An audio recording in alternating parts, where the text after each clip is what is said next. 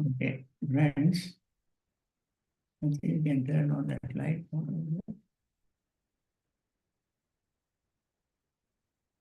Ah.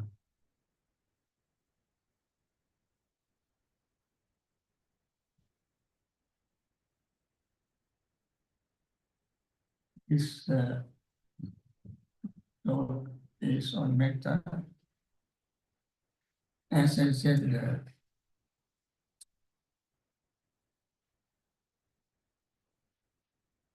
anybody can practice Metta, irrespective of their religious affiliation, geographical situation, and politics, economics, poverty, and so forth. Anybody can practice Metta. There is no boundaries in practicing Metta. Metta itself doesn't have any boundary. So I I selected the discourse which shows how this is universally practiced. All living beings can practice metta.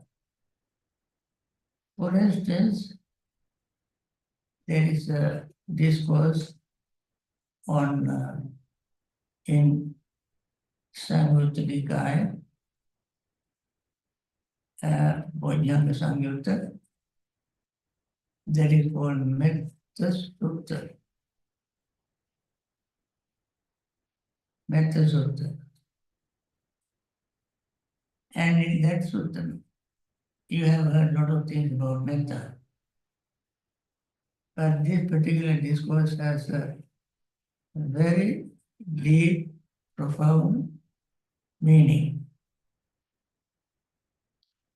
On one occasion, the Blessed One was dwelling among the Holians, where there was a town called Holians named Halidavasana.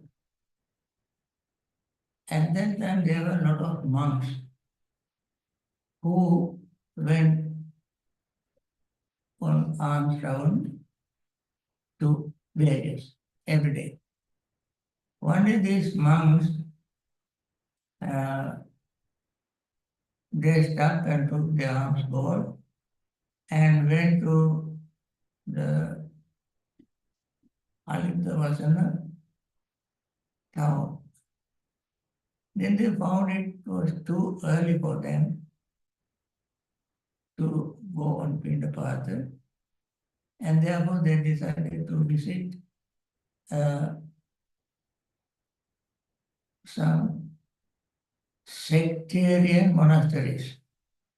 That means those who are practicing not Buddhist teaching, their own different teaching they follow. Just like people like today, some follow Buddhist teaching, some follow Christian teaching, some follow Islam, some follow Buddhist, and so forth. They are practicing. So these monks sort of going to one of those sectarian monasteries. And then when they went there, they said they invited them, welcomed the monks, and then when they had a cordial discussion, casual discussion, these sectarians belonging to other wanderers, they asked friends, the ascetic Gautama teaches Dhamma to his disciples thus. Come bhikkhus, abandon 5 hindrances, corruptions of the mind that weakens wisdom, and thus pervading one quarter with mind imbued with loving kindness. loving kindness. Likewise, the second quarter, third quarter, the fourth quarter, thus above, below, across, and everywhere. And do all as to oneself, well pervading entire world with mind imbued with loving kindness, vast, exalted, measureless, without hostility, without ill will. Well pervading one quarter with mind imbued with compassion, likewise the second quarter, the third quarter, the fourth quarter, thus above, below, across, everywhere, and to all as to oneself, deliberating vast, exalted, measureless, without hostility, without ill will, deliberating one quarter with mind imbued with altruistic joy, just like before, likewise the second quarter, first quarter, and so forth, above, below, and across, everywhere, and all as to oneself, deliberating the entire world with mind imbued with joy, appreciative joy, vast exalted, and so forth. And same goes with the equanimity. Now, that means they admitted that the Buddha was teaching his disciples to practice metta, karuna, mudita, upekha, loving friendliness, compassion, altruistic joy, and equanimity. And they admitted, we too, friends, teach the Dhamma to our disciples. Thus, come, friends, abandon the five hindrances. They said, we also follow that. Although they were not Buddhist per se, but they also follow that. They also teach us, his disciples, to practice loving friendliness, compassion, altruistic joy, and equanimity, and to all directions, all across. Buddhangadu Tiriyata, Asambhadam Avedam Asabhatam. We say, may all beings be in all directions, up, down, all across, that means 10 directions. We practice, according to Karaniya Metta Sutta, the Metta recital that I recited, and recite it every day at lunchtime. There we practice Metta. And send our loving friendly thought towards all living beings in all 10 directions. They said they also do that. That means in practice, in metta practice, there is no boundaries. Anybody can practice it. And then they ask, however, they said,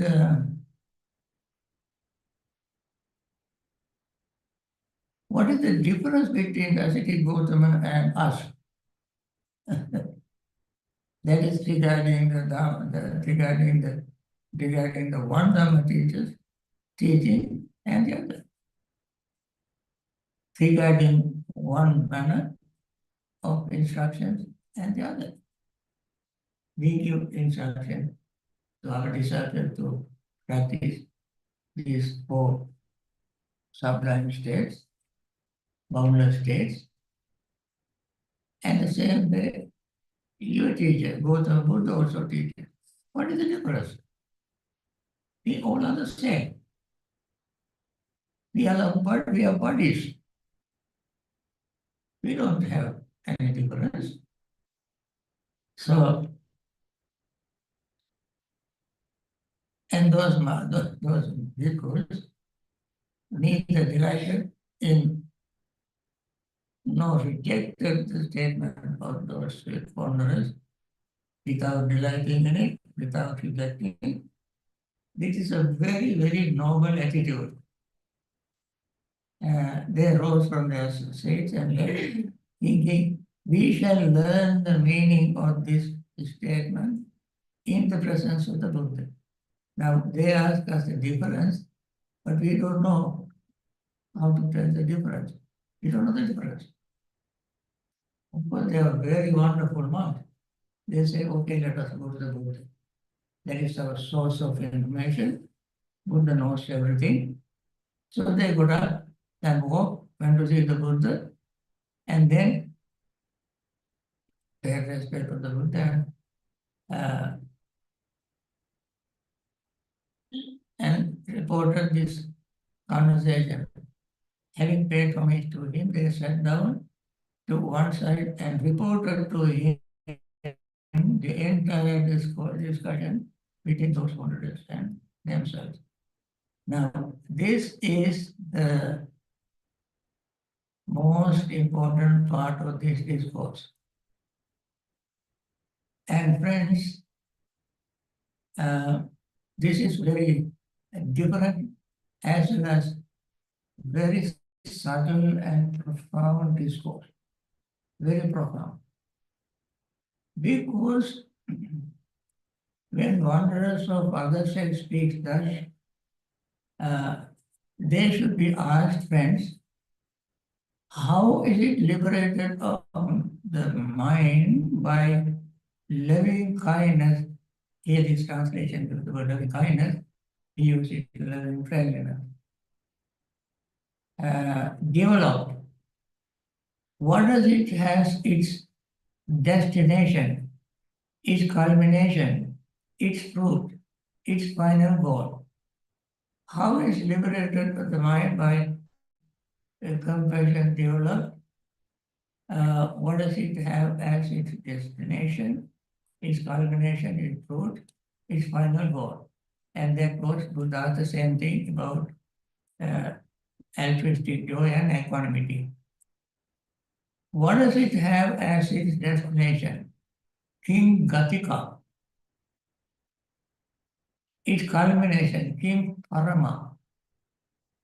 Its fruit, King Phala. Its final goal, King Pariyosama. Now, these four statements we have to understand. What it has its destination, its culmination, its fruit, and its goal.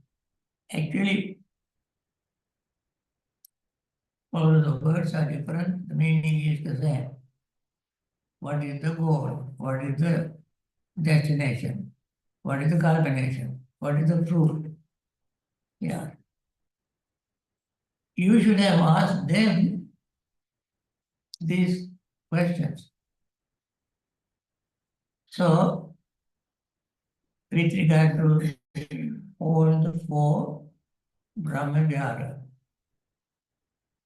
then the Buddha said, being asked thus, those wonders would not be able to reply, and further they would meet with vexation. They will get upset because they don't know this. For what reason? Because that would not be within their domain.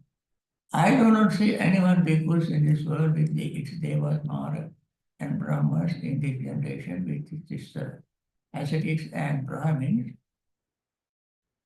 It is devas and humans who could satisfy the mind with an answer to these questions, except the Tathagata.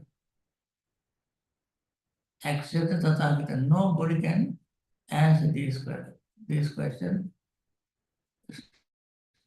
intelligently, satisfactorily.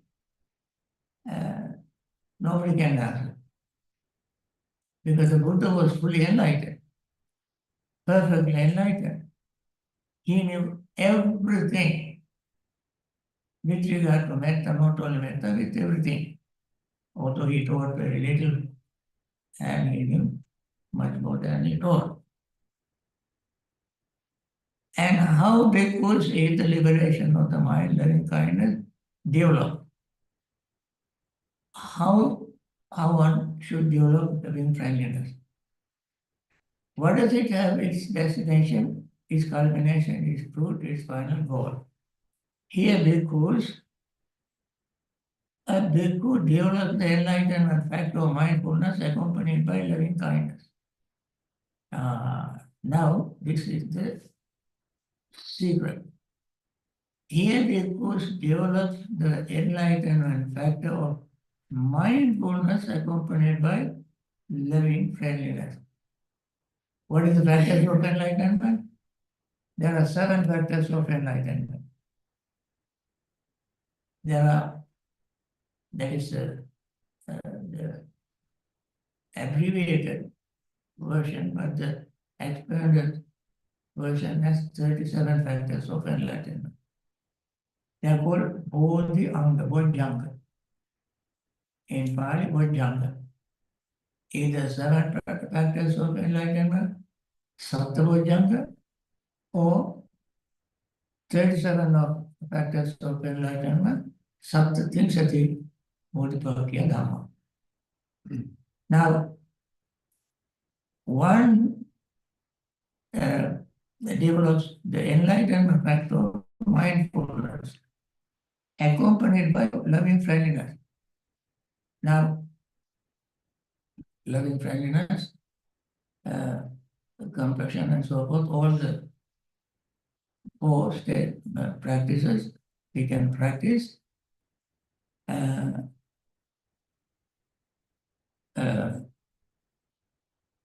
But the base is enlightenment factor, living factor of enlightenment. That is Sati Sambhujanga. Sati means mindfulness. Mindfulness factor of enlightenment.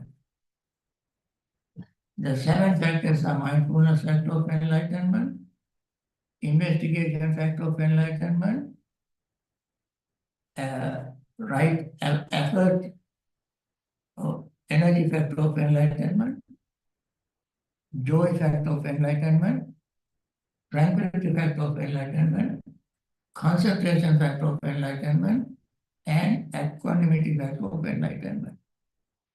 Sati Sambhojjhanga, Dhammavicaya Sambhojjhanga, Virya Sambhojjhanga, Piti Sambhojjhanga, Passaddhi Sambhojjhanga, Samadhi Sambhojjhanga, Upekkha Sambhojjhanga. These bojjhangas, the factors of enlightenment you can practice, accompanied by loving friendliness. We practice these factors of enlightenment, endowed with, together with, accompanied by loving friendliness, accompanied by compassion, accompanied by altruistic joy, accompanied by equanimity. All the 7 factors of enlightenment we can practice along with the 4 Brahma Viharas. 4 Brahma Viharas. And they practice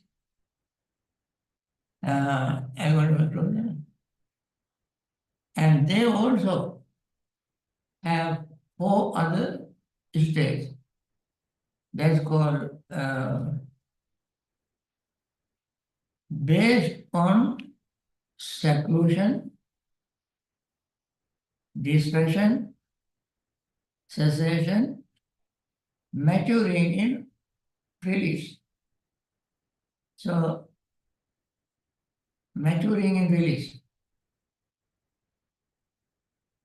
That is Viveka-nishita, Viraga-nishita, Nirodha-nishita, Vassabda Parinami. That means this practice is not mundane. This is supramundane practice. Supramundane practice. Not ordinary practice. Of course, we begin with ordinary practice. Then that would build up our momentum. And then one day we will realize this practice is not enough, not complete, and therefore we need very intensive practice, like going to a retreat, having some time off from our hustle, bustle, busy activities. And that is called Viveka Nishita. Viveka. Viveka has Kaya Viveka, Chitta Viveka, Upati Viveka, Patipasati Viveka. That means physical seclusion, mental seclusion, seclusion from clinging Upadi, and seclusion from total release, Nissara. Now, physical seclusion, even to practice Metta, we need very quiet time. When a lot of activities are going on, it is difficult to practice Metta because we are a lot of sound and bombard our mind. So we need physical seclusion. And we need concentration, mental seclusion. We need to withdraw from clinging. And we need total abandoning of our defilements. All these are important to practice Metta and factors of enlightenment. And this is the release, maturing in release. So the final goal is total release. And then there is another part, which is very, very important part. Mind becomes so imbued with metta, compassion, altruistic joy, and equanimity. This is not an ordinary state of mind. This is a very, very highly evolved, developed state of mind. Only in that state of mind, one can have these wishes. They can wish. If he wishes, may I dwell perceiving the repulsive in the unrepulsive. Okay. There are certain things that we don't like. Repulsive. With that particular state of mind, with a developed state of mind, with 4 Brahma Viharas, factors of enlightenment, the mind becomes so powerful and clean, impartial, the person would be able to wish that in the repulsive, that person wish to be unrepulsive. The mind is unrepulsive. Of the repulsive, he dwells perceiving the repulsive they are in that case. If he wishes, may I dwell perceiving the unrepulsive in the repulsive,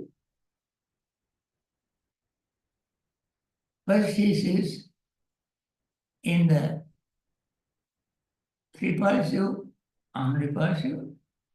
Now he sees unrepulsive in the repulsive. Or if he wishes, may I dwell perceiving the repulsive in the unrepulsive, and the repulsive he dwells perceiving repulsive therein. Here is repulsive, there is unrepulsive. He wants to wish unrepulsive and repulsive in both. He wants to see only repulsive. On the other hand, there is repulsive and unrepulsive. Then he wants to see unrepulsive in both. Or he wants to abandon both and practice equanimity. He can play with this mental state. Okay? And then, avoiding both unrepulsive and repulsive, may I dwell equanimous, mindful, and clear comprehending. Then he dwells therein equanimously, mindful, and clearly comprehending. Now, or else he enters and dwells in the deliverance of beautiful. Deliverance of beautiful. It is called Subhanti Adimutto Hoti. Subha means beautiful. Mind liberates from all the other idiosyncrasies and dwells in beautiful. What is beautiful? Metta is beautiful. Metta is good. Dwells in the deliverance of mindfulness. Beautiful. Because the liberation of mind by loving kindness has the beautiful as its culmination. Remember at the beginning, Buddha asked if you ask this separation, what is the culmination, what is the fruit, what is the goal, and so forth. In metta practice, this is the goal. What is the goal? Beautiful is the culmination. I say for a wise bhikkhu here who has penetrated to superior liberation. Superior liberation. Not temporary liberation, but superior. What is superior liberation? Attaining enlightenment. Attaining Nibbana. So the mindfulness of metta practice, of course, these things we don't discuss very often. But if we sincerely, very seriously practice these four brahmacharas, when we practice among them mindful, loving friendliness liberates your mind. It is first becomes very beautiful as its culmination.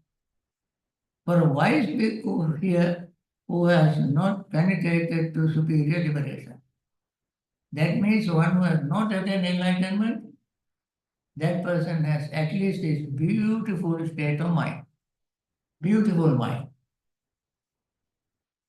Friends, when we have loving friendliness, metta in our mind, everything is beautiful. Everything is beautiful. No hostility, no animosity, no enemy, no rivalry, no jealousy.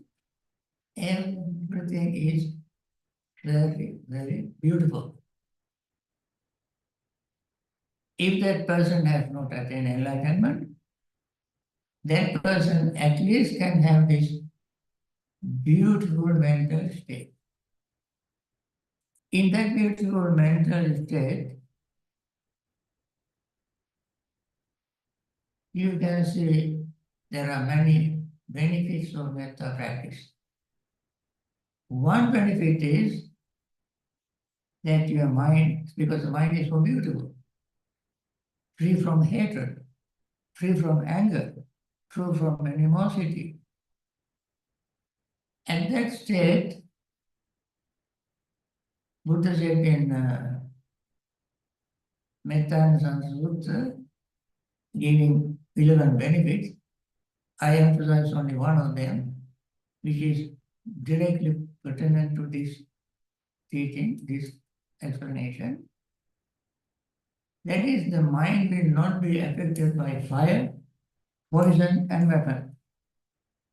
The metta, one who practices metta, will not be affected by fire, poison, and weapon. Do you think it is true? Suppose you practice metta, somebody comes behind you and stab you, the weapon doesn't go through you. Doesn't do, it goes. If somebody gives you a piece of cake to eat while you are practicing metta, you eat. The piece of cake has a poison, you consume it, the poison goes inside. Then somebody, while meditating, somebody comes and practicing metta, somebody comes behind and set fire on you, definitely that will burn you. What does this mean? That fire, poison, weapon does not affect us who practice metta. Because the person's mind is so pure and clean, no animosity. Can that prevent us from getting burned? No. What does it mean? Buddha never lies. Buddha never said anything impractical. That really means when we practice metta, fire of greed will not affect us. Fire of hatred will not affect us. Fire of delusion does not affect us. In Aditya Pariyaya Sutta, in this Bhavana book, you can see Chakumbeke, Aditya, Rupe Aditya, and so forth. These are all on fire and blazing with what? Greed, hatred, and delusion. Mind is so pure, there is no room for hatred to arise. No room. Mind is so clean, so altruistic, there is no room for greed to arise. No room for rival to arise. And therefore, this is called beautiful as its culmination. Mind is so beautiful. No matter what other people say, it will not affect our mind. How much they try to hurt us, it doesn't affect our mind. Because the mind is so beautiful. And then that is the benefit, and among 11 benefits, one of them. And I want to emphasize that here. Then, when we practice compassion, I think Bhante Sadhani will talk on that this afternoon. He will explain what it is. But its culmination is the same as other, but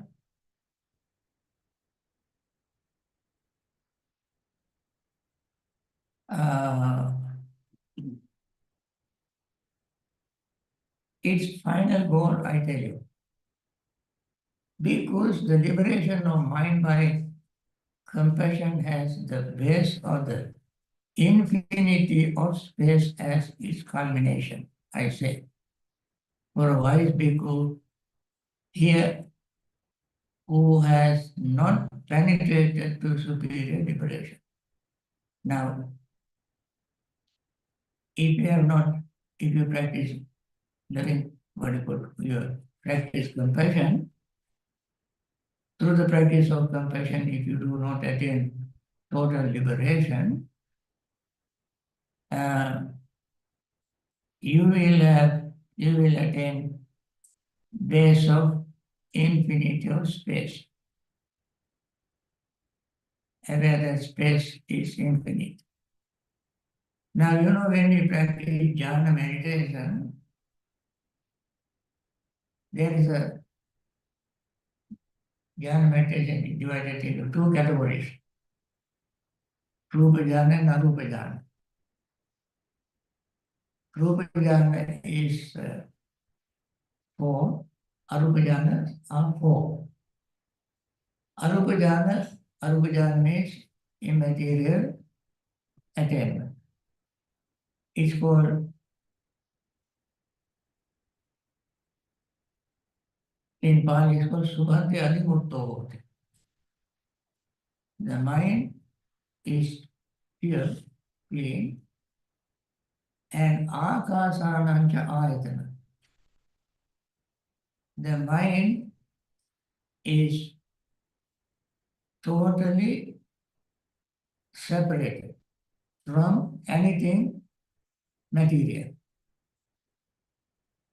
So you have infinite, space is infinite. There will be an image in the mind that space is infinite. All the objects in the infinite space will disappear. Rupa Sanjana Amansikara. All other planets, stars, moons, suns, and so forth, all will totally melted, disappear in our mind. It is mental state.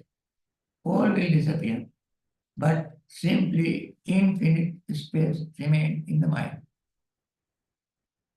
Now, to reach that, if the person has not attained full enlightenment, at least that person can attain the space of infinite consciousness, perception of infinite of space.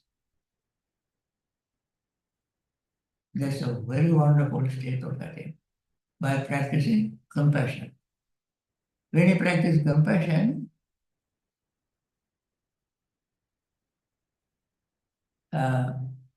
this is the final goal of compassion.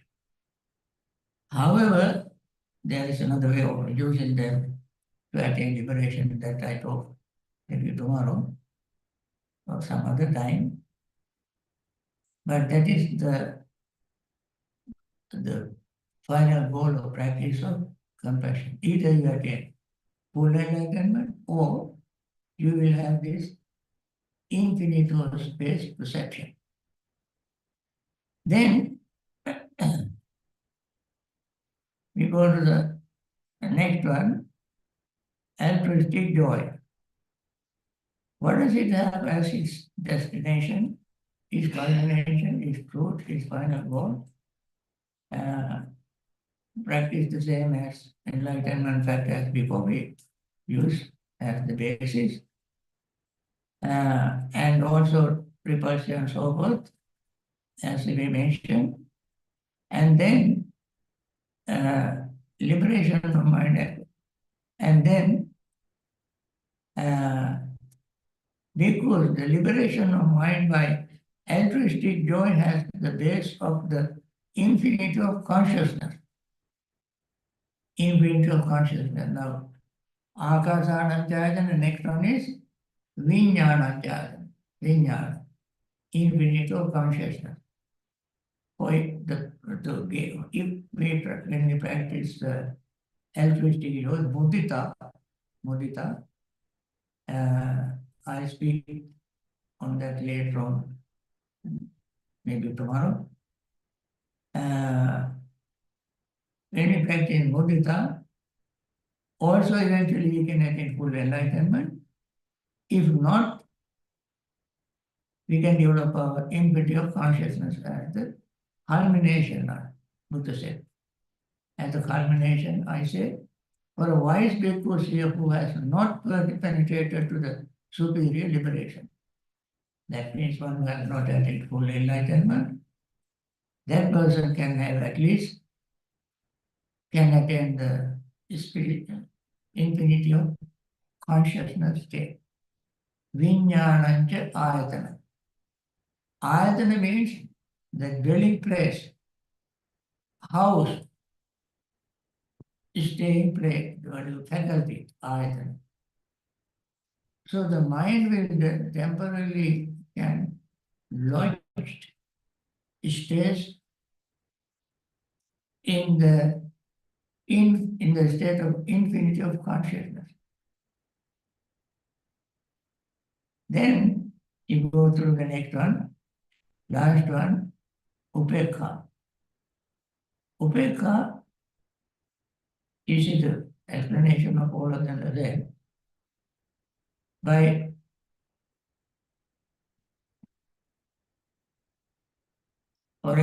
By completely transcending the base of infinity of consciousness, aware that there is nothing, he enters and dwells in the base of nothingness. When you practice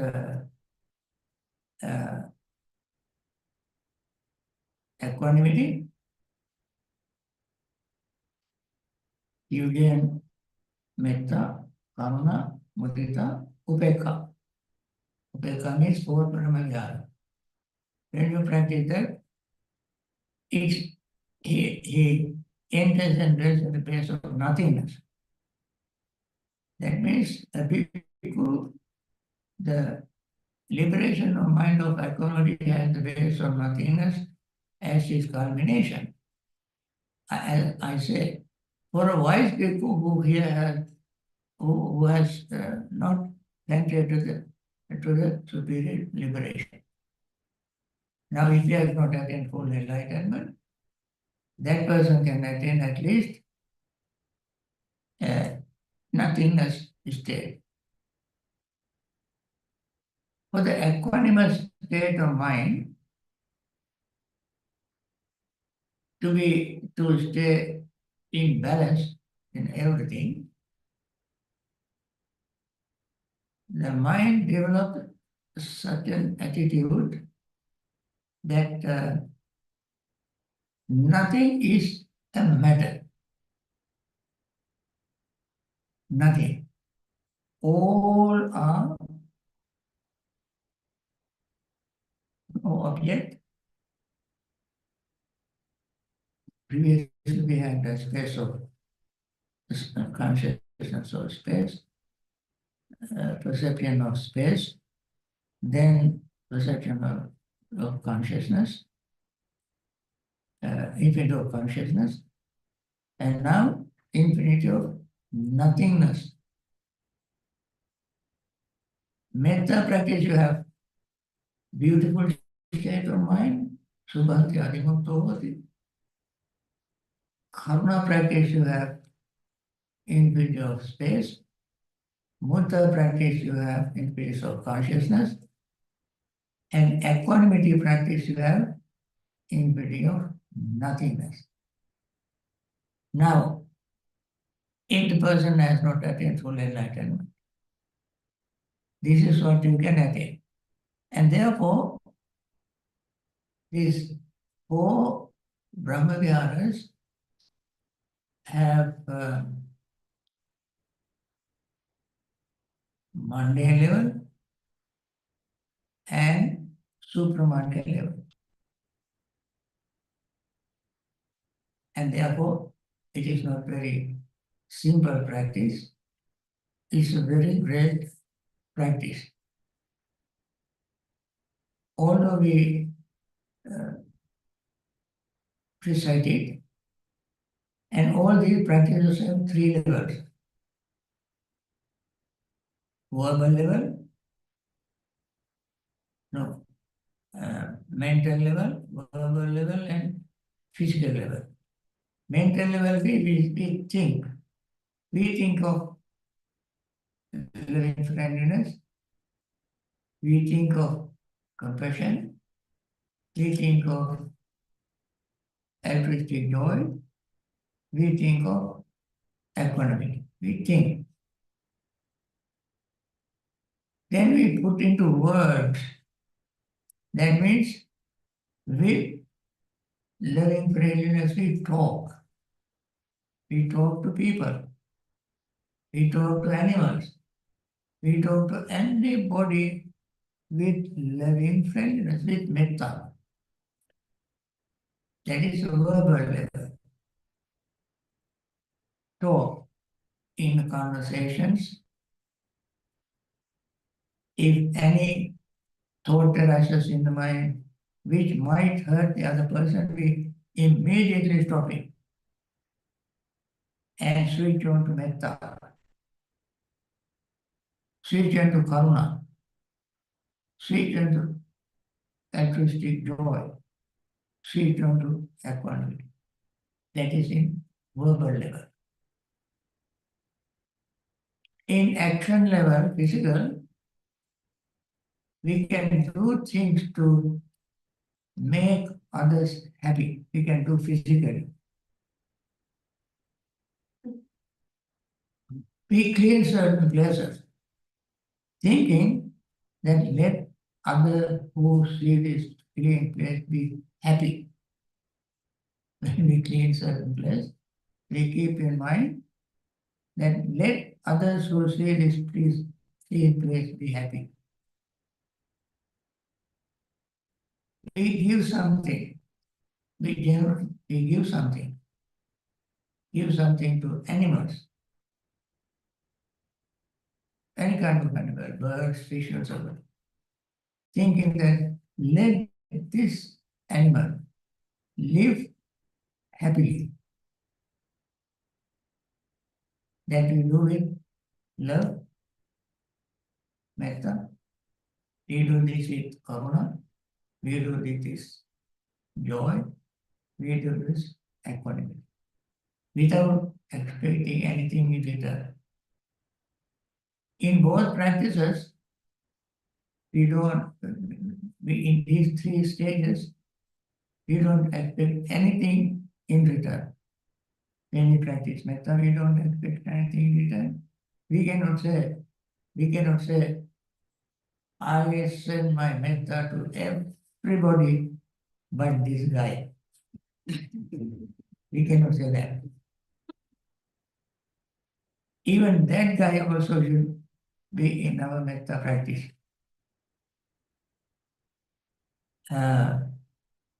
This, metta practice, as I said earlier, Buddha said boundless. Metta practice is boundless, but metta itself is limited. Metta itself is limited, but metta practice is boundless. You can see the difference between metta and metta practice. Metta is limited because it's mentally created. Whatever is mentally created is limited. But when we practice metta, there are objects outside objects. These outside objects are no limit. They don't have limit. For instance, you practice metta in 10 directions. Imagine when you start with the northern direction. Is there a limit to northern direction?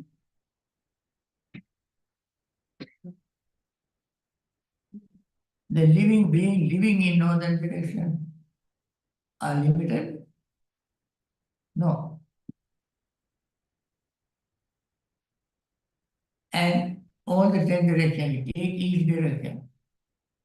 The directions themselves are not limited because this is infinite of space. The universe is infinite. In this infinite space, infinite universe, no direction is finite.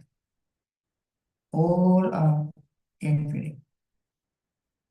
And beings living in those directions, although we know a little bit about this world, but we don't know how many other beings are there in the rest of the universe.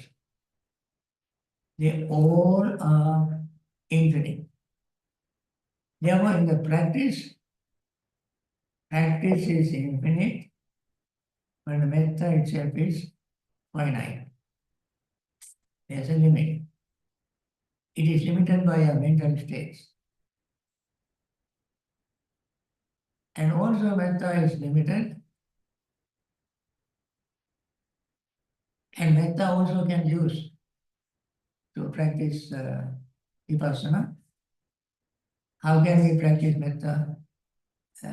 How can we practice vipassana on the basis of metta? Metta is mentally created. Whatever is mentally created is impermanent, unsatisfactory, and selfless. You can see this explanation in Attakanagara Sutta in Majjhima Nikaya. You practice metta, and metta is whatever mentally created. Yang kinchi abhisankatan abhisanchetitan sampantan nirodha dhamma sampantan anityam dukkam piranam dhamma kaya dhamma vaya dhamma viraga dhamma nirodha dhamma sankatam patissampanna. Netar mama nesu amasya nesu atta. Buddha said, whatever is mentally created is impermanent, unsatisfactory, without self. It is not mine, it is not myself, it is not I. This is how we practice vipassana. We practice metta and we understand the metta as mentally created. It is a mental state. Whatever is mental state is whatever the mental state is impermanent. Whenever we focus our mind on impermanence, that belongs to the vipassana practice. In vipassana, we practice anicca, dukkha, anatta, impermanent, unsatisfactoriness, and selfless. Even metta practice is impermanent, unsatisfactory, and selfless, because it is mentally created. Now, there is another part I want to talk, but I don't know how much time we have. In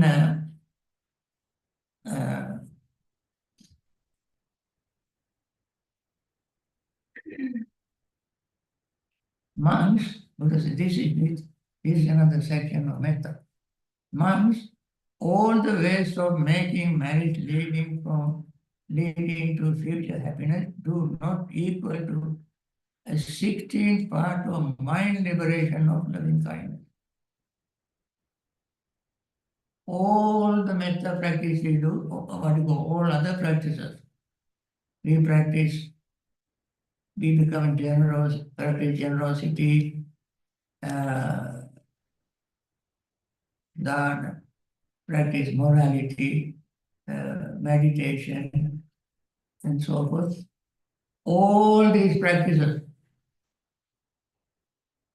all the ways of making marriage leading to future happiness do not equal a 16th part of mind liberation of loving kindness. Mind liberation of loving kindness surpasses them and shines, blazes, and dazzles. So, loving kindness has such a powerful state. Just as radiance of the stars does not equal 16th part of the radiance of the moon. Moon's radiance surpasses them and shines, blazes, and dazzles. So do all the grounds of making marriage, leading to a future happiness not equal to 16 thoughts of mind liberation of living kindness. Just imagine a star and moon. When moon is shining on the cloud-free blue sky on full moon day, all the stars become, they are not shining. Their luminosity is minimal, but the moon's dazzle and shines. Just as the month of rainy season in the autumn when the sky is clear, a cloudless, the sun on ascending the sky dispels the darkness of peace, space and shines, blaze and dazzle do so. All the grounds for making marriage leading to future happiness do not equal to 16 part of the liberation or loving kindness. When sun shines in the cloudless blue sky, it dominates everything. Everything. All other lights have no place because the sun is so powerful. Buddha said similarly, when you practice loving kindness, it surpasses everything. Shines, blazes, and dazzles. So loving kindness is so powerful. So, just as in the last stage of the night, not yet dawn, a manner near morning star shines, blaze, and dazzle do so. So do all grounds for making marriage lead into future happiness. Do not equal to 16 part. No, morning star, nothing is equal to. This is the meaning of what the Blessed Ones so with regard to this say.